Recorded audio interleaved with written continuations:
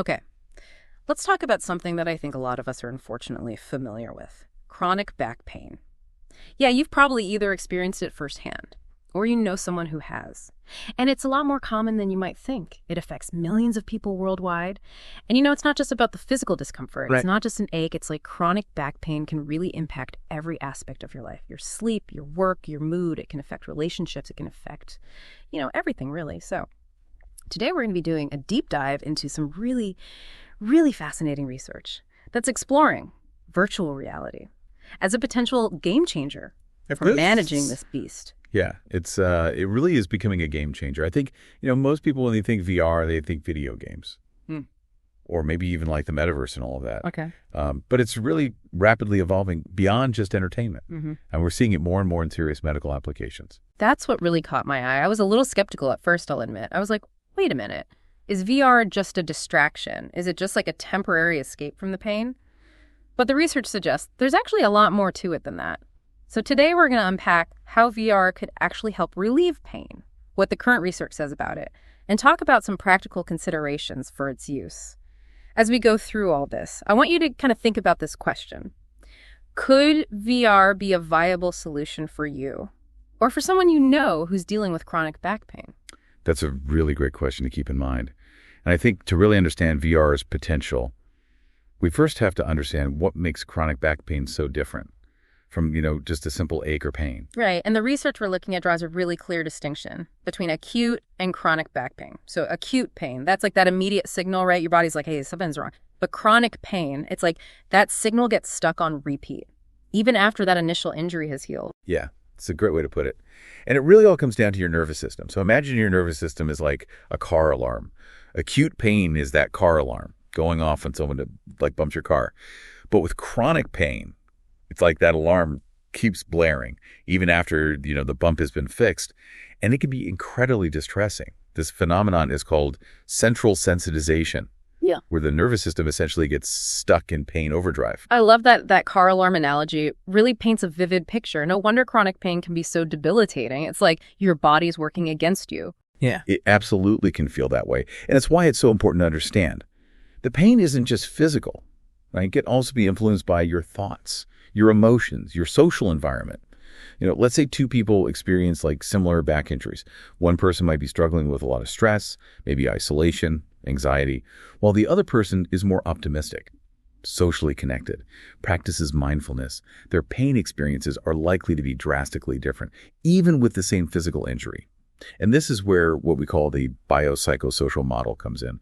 It acknowledges this complex interplay of biological, psychological, and social factors, all playing a role in chronic pain. Okay, so we've got this complex beast, this car alarm stuck in our nervous system. So how does VR actually come into play here? I'll admit I was pretty skeptical at first. Does VR do more than just distract you from the pain? While distraction is definitely a factor, VR's impact on pain goes much deeper than that. Think about physical therapy for a second. You're strengthening muscles to improve function and to reduce pain, right? Well, VR can actually work in a similar way. It can strengthen specific neural pathways in the brain that are related to pain perception. It's almost like a workout for your nervous system. That's fascinating. So it's like rewiring the brain to experience pain differently. Exactly. And there are a few key mechanisms that play a role here. First, you have the immersive nature of VR, which can really pull your attention away from the pain signals. It's giving your brain a much-needed break. It's kind of like when you get so engrossed in a captivating movie that you forget about any minor discomforts you might have. So it's like a mental vacation from that constant barrage of pain signals. Exactly. But there's more to it than just simple distraction. Another mechanism at play here is something called gate control theory. Think of your nervous system as having a gate. That controls how much sensory information actually reaches your brain. VR can essentially flood your senses with stimulating sights and sounds, sometimes even tactile sensations. And this can essentially close the gate on those pain signals that are trying to reach the brain. That's such a cool analogy. So VR is acting like a sensory floodgate, blocking out the pain. But I'm guessing it's not just about blocking those pain signals, is it? You're right. Chronic pain isn't just about the physical sensations. It also takes a huge toll emotionally. That constant pain can lead to anxiety, frustration, even depression. VR has shown a lot of promise in helping to regulate emotions. and reducing stress. So imagine immersing yourself in like a peaceful virtual landscape Yeah. or playing an engaging VR game.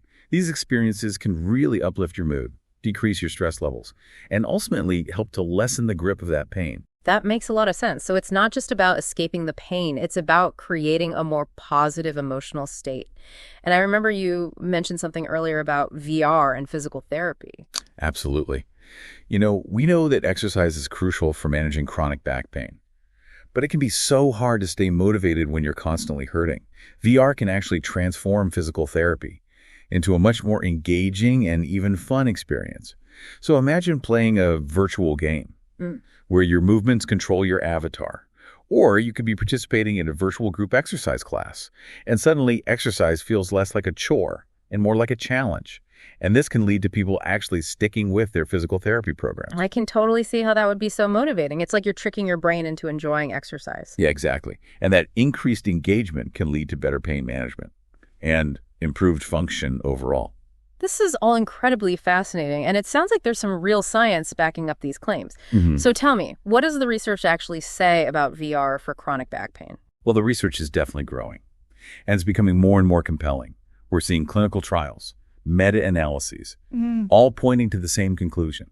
VR can significantly reduce pain intensity, improve function, and even boost psychological well-being in individuals with chronic back pain. So it's not just anecdotal evidence, there's like actual scientific backing for this. Exactly. And what's even more encouraging is that specific VR programs are being developed specifically for chronic back pain. These programs often incorporate elements of cognitive behavioral therapy, mindfulness practices, and even pain education. So it sounds like these VR programs are designed to work alongside traditional therapies, not necessarily replace them. You got it. Yeah. For any treatment modality to really gain widespread acceptance, it needs to be recognized by those established medical organizations. Well, the FDA has actually authorized a prescription use VR system, specifically for chronic lower back pain, which really speaks volumes about its growing legitimacy. Wow, that's huge. It sounds like we've moved from initial skepticism to, dare I say, cautious optimism. But let's be realistic for a moment. All this sounds incredible. But what about the real-world hurdles? VR headsets can be pretty expensive, right? That's a valid point. Cost and accessibility are definitely factors to consider.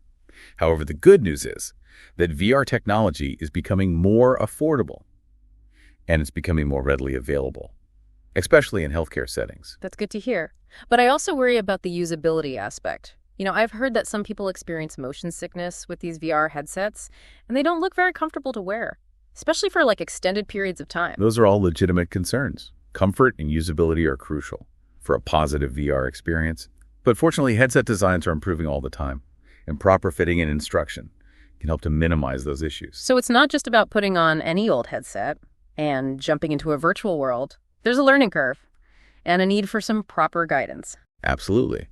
And it's also important to remember that chronic back pain is not one size fits all. What works for one person might not work for another. So just like with any other therapy, individualized treatment approaches are key. Exactly. The type of virtual environment, the level of interactivity, even the length of the sessions, all those factors should be tailored to each person's needs and preferences to get the best results. We've covered a lot of ground already. We've talked about the science behind VR's impact on pain, the practical considerations. It seems like VR for chronic back pain is more than just hype. It's like a legitimate tool with real potential to improve lives. But before we get too carried away, I think we need to address the elephant in the room. What are some of the limitations of this research? What doesn't it tell us? We'll dive into those questions right after this. Yeah, you're absolutely right. It's important to acknowledge that while the research is promising, it's still relatively early days for VR in chronic back pain management. So there are definitely some limitations and some unanswered questions that we need to consider. That's a really good point. It's easy to get swept up in the excitement of a potential breakthrough like this. But let's talk about that elephant in the room. What are some things that this research doesn't tell us yet? Well, one of the big questions is about long-term effectiveness. A lot of the studies that we've been talking about have focused on shorter time frames, a few weeks or months of VR therapy. What we really need now are studies that track patients over much longer periods, like a year or more, to see if those initial benefits actually hold up over time. So it's possible that the initial pain relief you get from VR could fade over time, like maybe the brain adapts, and the VR kind of loses its effectiveness. That's definitely a possibility. And it's also important to remember that VR is often used as a complementary therapy. It's not necessarily a cure-all. It can be incredibly effective at managing symptoms. But it doesn't always address the root causes of the pain, and those underlying issues could potentially resurface down the line. Right, so VR is like this powerful tool, but it's not a magic bullet. You might still need other treatments along with VR to really address those underlying causes of your back pain. Exactly. Another area where we need more research is in establishing optimal VR protocols for chronic back pain. The current studies out there use a pretty wide variety of approaches, different VR experiences, varying session lengths and frequencies, and different ways of integrating VR with other therapies. So there isn't really a standardized VR for back pain recipe yet, like a one-size-fits-all approach that we can apply to everyone. Not yet. More research is definitely needed to determine what works best for different types of patients and different pain profiles. We need to figure out how to personalize VR therapy to make it as effective as possible for each individual. That makes sense. It's like any emerging treatment. It takes time to refine it and figure out the best approach for different people. Absolutely. And speaking of individual responses, it's worth noting that not everyone reacts to VR in the same way. Some people might find it incredibly beneficial and engaging, while others might find it uncomfortable or even anxiety-inducing. That's a good reminder that everybody's different. What works for one person might not work for another. Exactly. That's why careful screening and patient selection are so crucial. It's important to make sure that VR is a good fit for each individual, both physically and psychologically. Okay, so we need more research, more standardization, and a more personalized approach to VR therapy. Are there any other areas where we should be cautious or have further questions? Yeah, I think the question of cost effectiveness is a big one. VR technology, while becoming more affordable, could still be quite expensive. Right. So we need to make sure that it's a worthwhile investment for healthcare systems and for patients. Robust cost-benefit analyses are really necessary to determine if VR is truly a cost-effective option compared to other available treatments for chronic back pain. That's such a crucial point, especially in a healthcare system like ours, where resources are often stretched so thin. We really need to make sure that we're using those resources wisely. Absolutely. But despite these limitations, I think it's important to emphasize the enormous potential that VR holds. It offers a really unique and engaging way to address the many facets of chronic back pain.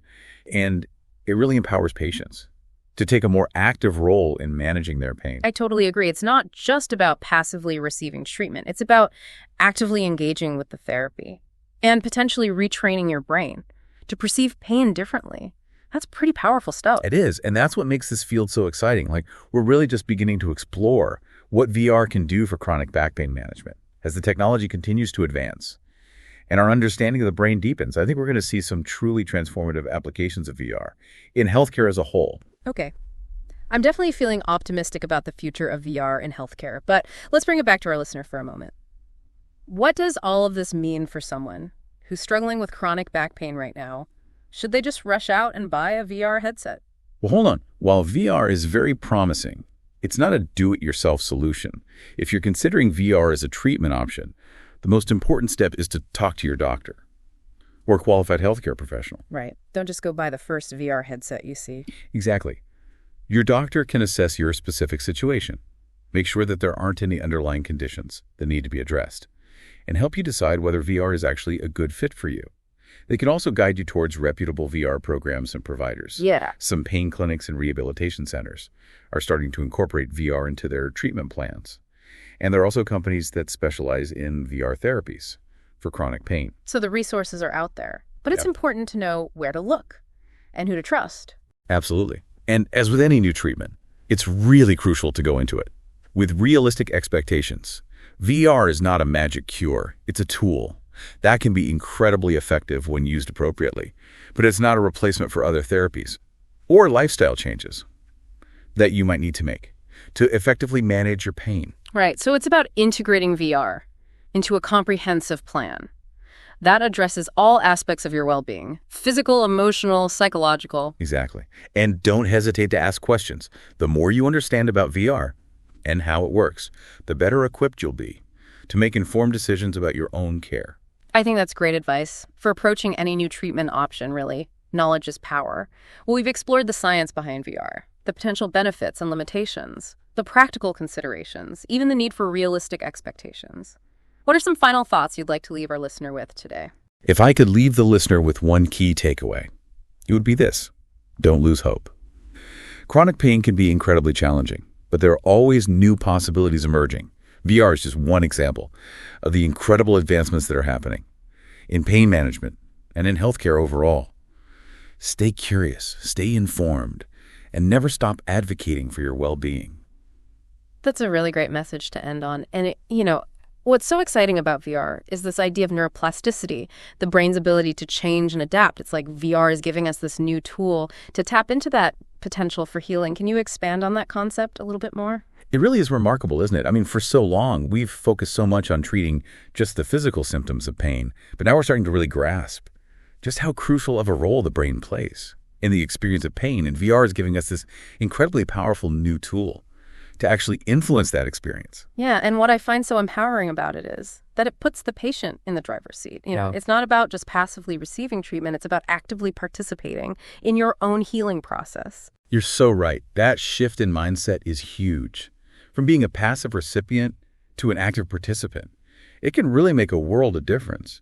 When you feel like you have at least some control over your pain, it can help to lessen those feelings of helplessness and hopelessness that so often come along with these chronic conditions. Yeah, it's like you're reclaiming your power in a way. You're not just a victim of the pain. You're actually an active agent in managing it. Exactly. And that sense of agency, it can have these amazing ripple effects throughout your whole life. It can boost your confidence, improve your mood, and even motivate you to make other positive changes. That can support your overall well-being. Okay, we've covered the science, the potential benefits, the limitations of VR. We've even talked about the importance of having realistic expectations. But I want to circle back to something we talked about earlier, that I'm still struggling to wrap my head around, this whole mind-blowing concept of VR rewiring the brain. Can you help me understand that a little bit more? It sounds almost like science fiction. I know it does sound kind of futuristic, doesn't it? But the science behind neuroplasticity is very real. Our brains are just remarkably adaptable. Even as we age, they're constantly creating new connections and pathways based on our experiences. So our brains are always learning and evolving. Absolutely. It's happening all the time, whether we realize it or not. And what's so exciting about VR is that it can be this really powerful tool for guiding this learning process in a very targeted way. So by providing these specific experiences, that challenge the brain in new ways. VR can help to create these new pathways that can actually diminish pain signals or change the way we experience pain. So it's not just about distracting from the pain, it's actually about changing the way the brain processes those pain signals. Wow, that's pretty incredible. It really is. It's almost like teaching your brain to perceive pain differently or to prioritize other sensory information over those pain signals. And what makes this so promising is that these changes in the brain can actually be long-lasting. That opens up so many possibilities, not just for chronic back pain, but for so many other conditions that involve the brain and the nervous system. Absolutely. Think about stroke rehabilitation, helping people overcome PTSD, even addiction. VR has the potential to totally revolutionize how we approach these conditions by tapping into the brain's own incredible ability to heal and adapt. Wow, this has been such an eye-opening conversation. So for someone listening out there who's dealing with chronic back pain and maybe they're intrigued by the potential of VR, what would you recommend as like a first step for them to explore this as a treatment option? I think the most important first step is to have a conversation with your doctor or a qualified healthcare provider. They can really help you to figure out whether VR is right for you, and they can guide you towards reputable VR programs and providers in your area. So as tempting as it might be, don't just go out and buy a VR headset and try to figure it out on your own. Exactly. It's really important to seek professional guidance to make sure that you're using VR safely and effectively as part of a comprehensive pain management plan. Great advice. And before we wrap up, any final words of wisdom or encouragement for our listener? I would just say, never give up hope. Chronic pain can be incredibly challenging, but there are always new possibilities on the horizon. VR is a perfect example of the incredible advancements that are happening in healthcare. Stay curious, stay informed, and most importantly, stay empowered on your journey toward healing. That's a beautiful message to end on. This deep dive into VR for chronic back pain has been truly fascinating. And it's clear that we've only just begun to explore what this technology can really do. A huge thank you to you for sharing your expertise and insights with us today.